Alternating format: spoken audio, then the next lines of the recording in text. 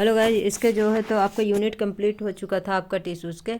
इसके जो है तो फर्स्ट और सेकंड पार्ट हो चुके हैं। इसके अब जो है तो क्वेश्चन आंसर अपन कर रहे हैं।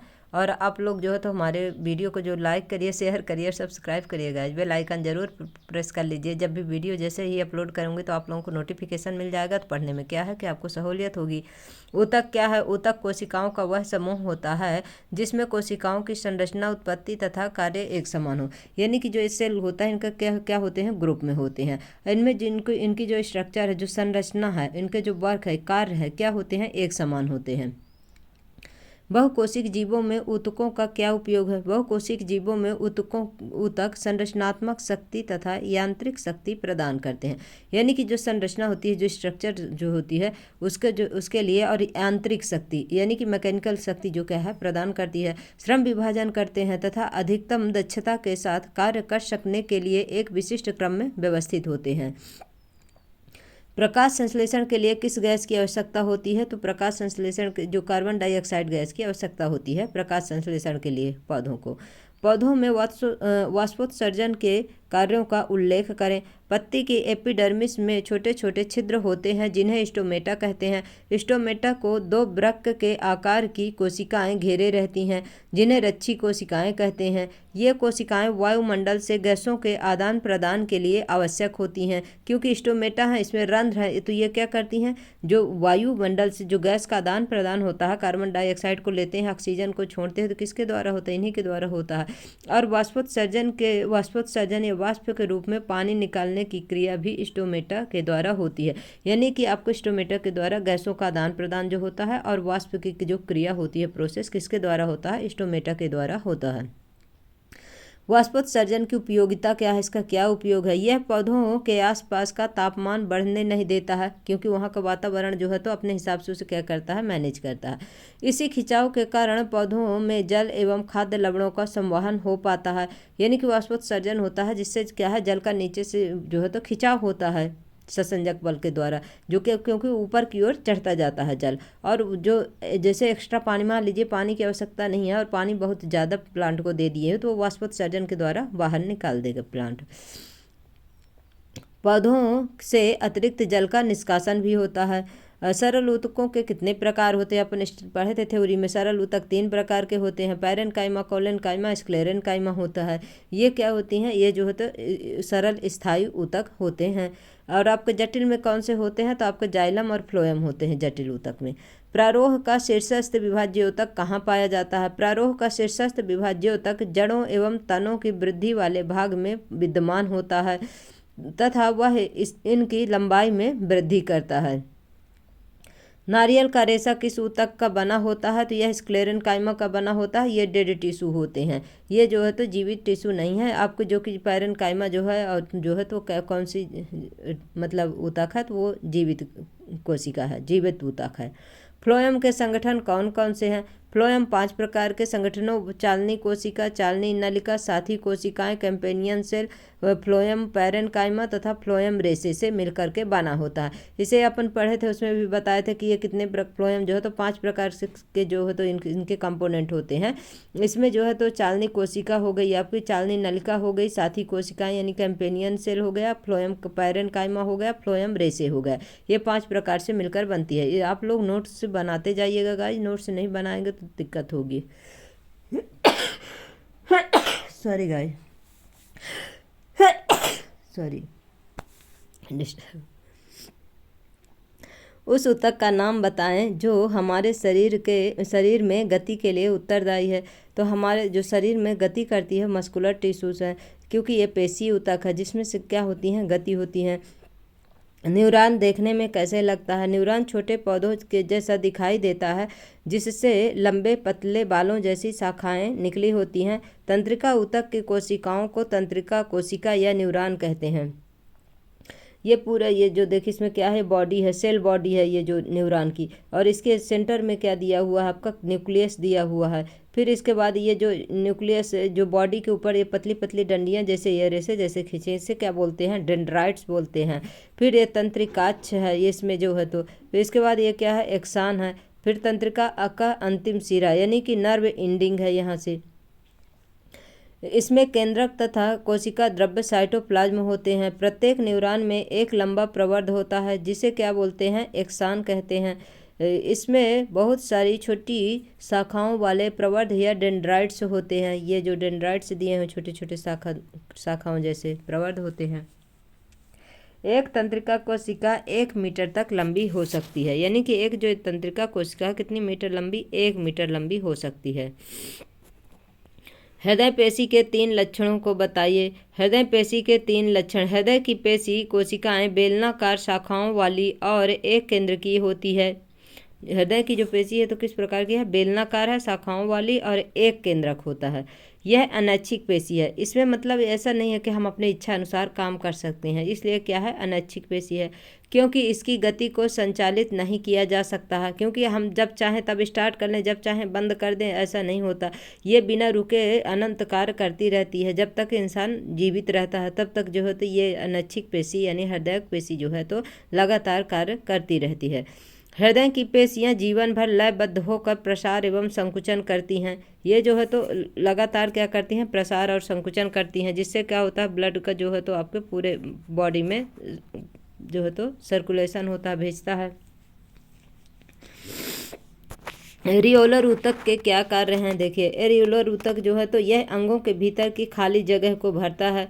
जैसे जो प्लांट पानी में तैरते हैं और जो किसके उदाहरण है, एरियोलर ऊतक के उदाहरण हैं वो प्लांट जो पानी में तैरते रहते हैं। आंतरिक अंगों को क्या करते हैं, ये सहारा भी प्रदान करते हैं। ऊतकों की मरम्मत में सहायता करते हैं, मतलब जो अंगों के भीतर क्या है, खाली जगह उसको भी भरता है, आंतरिक अंगों को सहारा प्रदान करता है, ऊतकों की मरम्मत में सहायता करता है। ऊतक को परिभाषित करें। ऊतक कोशिकाओं का समूह होता है जो एक तरह का कार्य करने में दक्ष होता है तथा जिसकी संरचना एक समान होती है। यानी ऊतक क्या है, कोशिकाओं का समूह होता है जो एक तरह का कार्य करने में दक्ष होता है तथा जिसकी संरचना एक समान होती है। फिर कितने प्रकार के तत्व मिलकर जाइलम ऊतक का निर्माण करते हैं, तो जाइलम ऊतक जो है तो 4 प्रकार के कोशिकाओं से मिलकर बनते हैं और फ्लोएम जो है तो आपके 5 प्रकार के कोशिकाओं से मिलकर के बने होते हैं। इसमें वाहिनिका होती है, जाइलम ट्रैकेट्स होते हैं, वेसल्स होते हैं, वाहिका होती है, जाइलम पैरेन्काइमा होता है और जाइलम फाइबर होते हैं। और उसमें जो है तो क्या होती है, कंपेनियन सेल, एक साथी सेल होती है। पौधों में सरल ऊतक जटिल ऊतक से किस प्रकार भिन्न होते हैं। सरल ऊतक और जटिल ऊतक। सरल ऊतक ये एक ही प्रकार की कोशिकाओं के बने होते हैं। जटिल ऊतक ये एक से अधिक प्रकार की कोशिकाओं से मिलकर बने होते हैं। ये 3 प्रकार के होते हैं, पैरेन्काइमा, कोलेन्काइमा तथा स्क्लेरेन्काइमा। ये 2 प्रकार के होते हैं, फ्लोएम तथा जाइलम होते हैं जटिल ऊतक। फिर सरल ऊतक क्या है, यह आधारीय पैकिंग ऊतक या बेसिक पैकिंग टिश्यू का निर्माण करता है। पौधों के विभिन्न भागों में लचीलेपन का गुण लाता है तथा पौधों को कठोर एवं मजबूत बनाता है। फ्लोएम तथा जाइलम को संवहन ऊतक भी कहते हैं। ये मिलकर संवहन बंडल का निर्माण करते हैं। आपको कौन सा, जटिल ऊतक जो है। कोशिका भित्ति के आधार पर पैरेन्काइमा, कोलेन्काइमा, स्क्लेरेन्काइमा के बीच भेद स्पष्ट कीजिए। मतलब तीनों में क्या डिफरेंट है अपने को ये बताना है। पैरेन्काइमा जो है तो इसकी कोशिका भित्ति पतली होती है तथा सेलुलोज की बनी होती है। कोलेन्काइमा इसकी कोशिका भित्ति भी पतली होती है परंतु सेलुलोज तथा पैक्टिन के जमा होने के कारण किनारों पर भित्ति क्या होती है, मोटी होती है। स्क्लेरेन्काइमा जो है तो इसकी भित्ति लिग्निन के कारण मोटी होती है। लिग्निन कोशिकाओं को दृढ़ बनाने के लिए सीमेंट का कार्य करने वाला एक रासायनिक प्रकार है लिग्निन जो है। अब इस चीज़ को देखिए, जैसे जो लोग एग्जाम की तैयारी करते हैं उनमें पूछ सकता है कि जो सेलुलोज जो पैरेन्काइमा होती है तो किसकी भित्ति की बनी होती है, सेलुलोज के। आपका जो कोलेन्काइमा हो किसका है, सेलुलोज तथा पैक्टिन इसमें होता है। ये मान चलिए 3 नंबर का एक क्वेश्चन ही है जो 1-1 नंबर के आते हैं।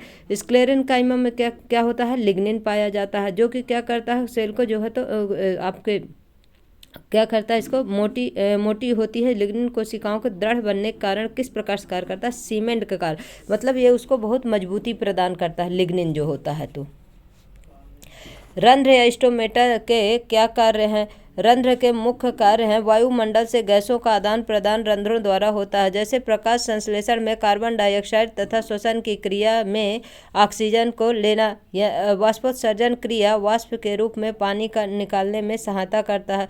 तीनों प्रकार के पेशीय रेशों के चित्र बनाकर अंतर स्पष्ट करें। देखिए आपको रेखित पेशी, अरेखित पेशी और जो है चिकनी पेशी, हृदयक पेशी। रेखित पेशी जो है और चिकनी पेशी है हृदयक पेशी। हृदयक पेशी को अनैच्छिक पेशी कहते हैं, रेखित पेशी को ऐच्छिक पेशी कहते हैं और चिकनी पेशी है। रेखित पेशी प्रायः अस्थियों से जुड़े होती हैं। जो रेखित पेशी है तो अस्थियों से जुड़ी होती है। चिकनी पेशी है आँख की पलकों, मूत्रवाहिनी और फेफड़ों के श्वसन में पाए जाते हैं। चिकनी पेशी। हृदय पेशी या पेशी जो हृदय में पाई जाती है। रेखित पेशी आपकी यह ऐच्छिक पेशी होती है, जैसे अपने हाथ पैर में क्या करते हैं, मूवमेंट कर पाते हैं, ये क्या है, रेखित पेशी। अपने इच्छा के अनुसार अपने हैंड को, पैर को इधर उधर मोड़ सकते हैं। फिर आपकी जो चिकनी पेशी है यह अनैच्छिक पेशी है। हृदय पेशी जो है तो यह भी अनैच्छिक पेशी है। इनको जो है तो अनैच्छिक यानी कि अपने इच्छा के अनुसार इनमें मूवमेंट नहीं कर पाएंगे। रेखित पेशी, इसमें गहरे तथा हल्के रंग की पट्टियां होती हैं, इसलिए इन्हें रेखित पेशी कहते हैं। चिकनी पेशी, इसमें गहरे तथा हल्के रंग की पट्टियां नहीं होती, इसलिए इन्हें अरेखित पेशी भी कहते हैं। हृदय पेशी, इसमें गहरे तथा हल्के रंग की पट्टियां नहीं होती।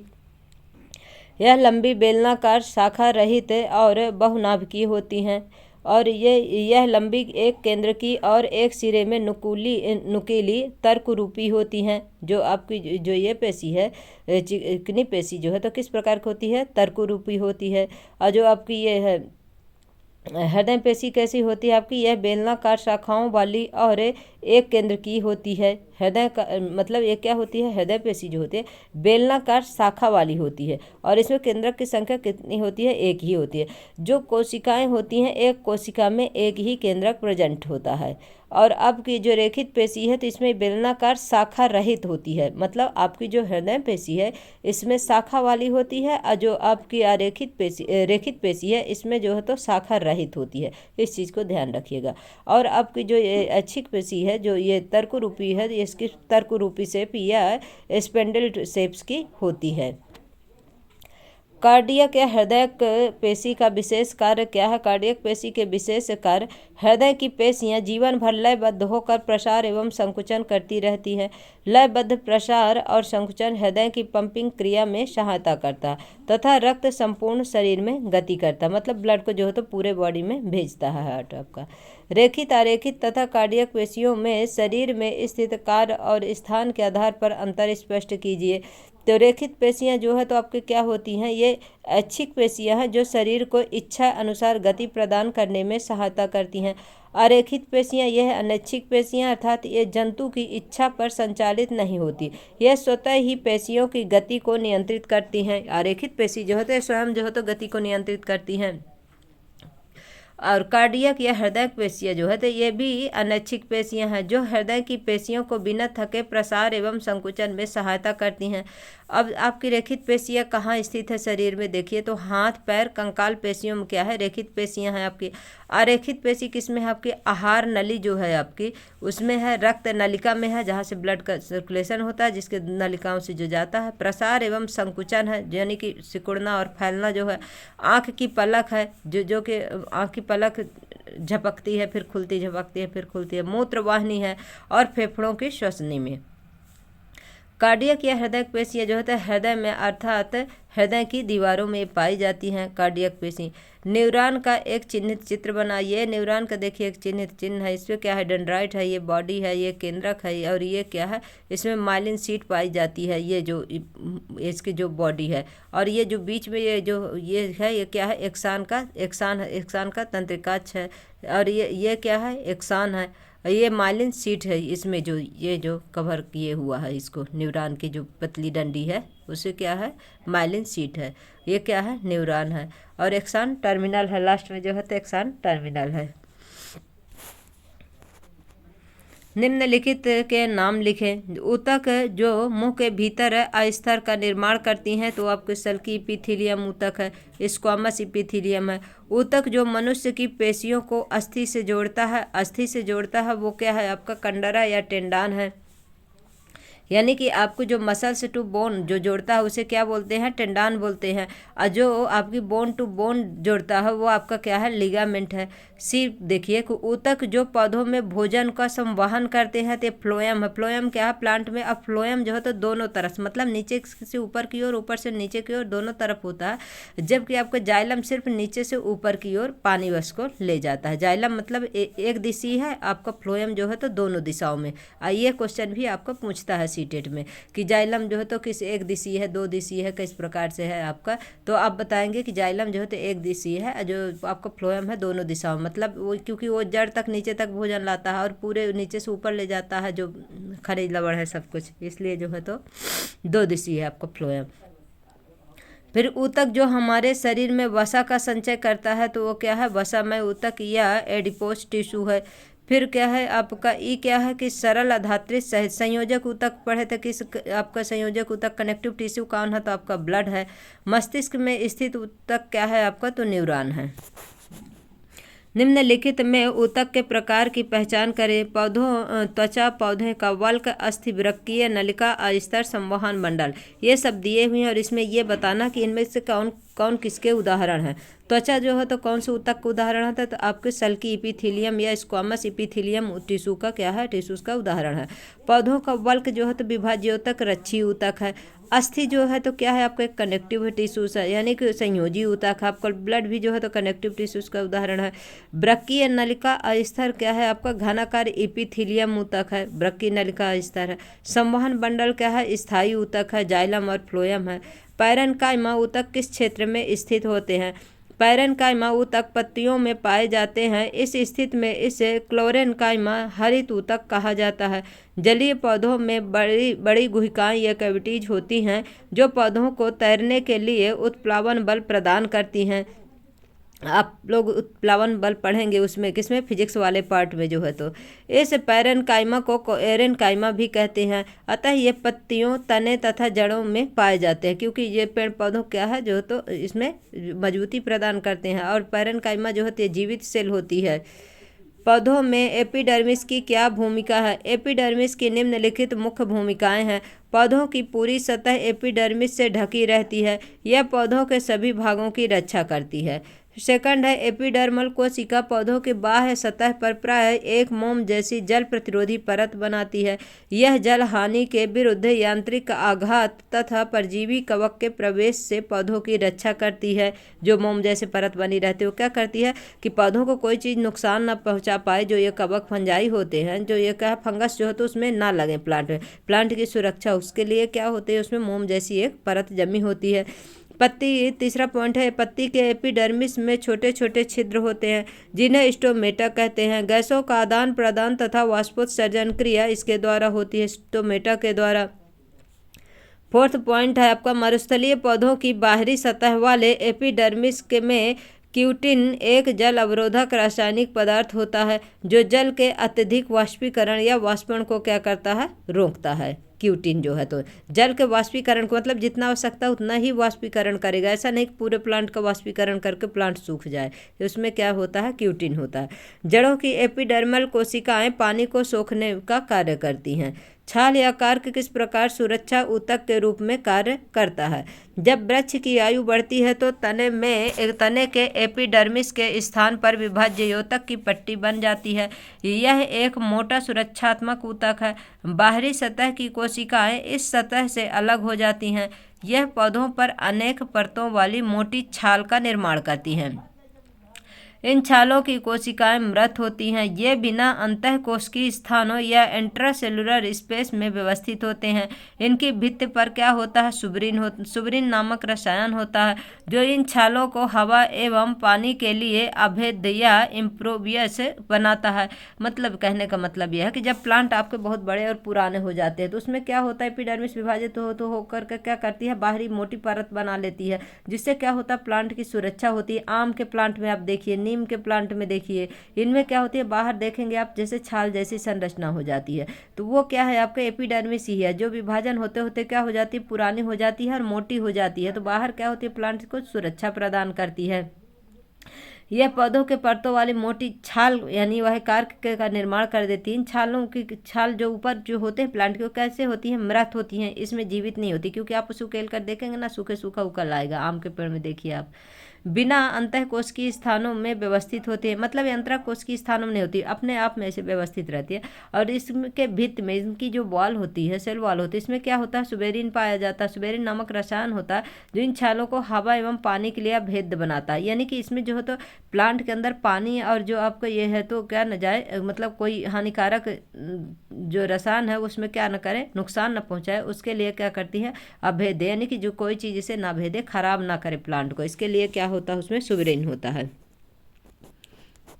निम्न तालिका को पूर्ण करें। स्थायी ऊतक, सरल ऊतक कितने प्रकार के होते हैं, तो आपको पायरेन्काइमा, कोलेनकाइमा जो है तो स्क्लेरेन्काइमा। क्या हो गया आपका ये जो सरल ऊतक। स्थायी ऊतक में आपका क्या है, जाइलम और फ्लोएम है।